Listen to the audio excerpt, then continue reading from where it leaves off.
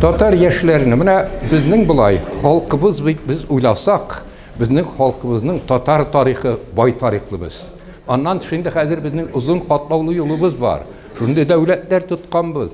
Шуңа күрә хәзер менә шушы тарихын белсен иде. Аннан безнең искиткеч бай әдәбиятыбыз бар. Бай инде теге кайбер халыклар әле көннәшерлек, кайбер халыклар әле менә бик дип үткән халыкларны ул вакытта андай әсәрләре юк. Менә шундый әдәбиятыбыз, анасын культурабыз. Безнең телебезне карагыз. Татар теленең искиткеч бай. Мәсәлән, мин бу өлкәдә аны чагыштырып карый алам. Кайбер башка телләр, азмаз башка телләрне белгәчтә, телебез безнең искиткеч бай. Менә шушларны халкыбыз теге яшьләр белсен иде. Башкаларга хәзер ияреп аларны да өйрәнергә кирәк. Теге өлкән туганның да, инглизның да, башкасын да, ләкин иң беренче чиратта аларның менә үз халкының тарихын, аның рухи байлыгын, аның телен белергә тиеш. Һәм инде әгәр дә безнең яшьләребез менә шушы зур халыкның, бик халыкның вәкиле икәнен тоя икән, ул хәзердә бүгенге гамәлләренең инде нәрсәсен, мәгънәсен ныграк аңлар. Һәм аннан шунда менә без хәзерге буын, без инде алдагы буыннарга нәрсә тапшырабыз? Безнең бүгенге эш гамәлләребез инде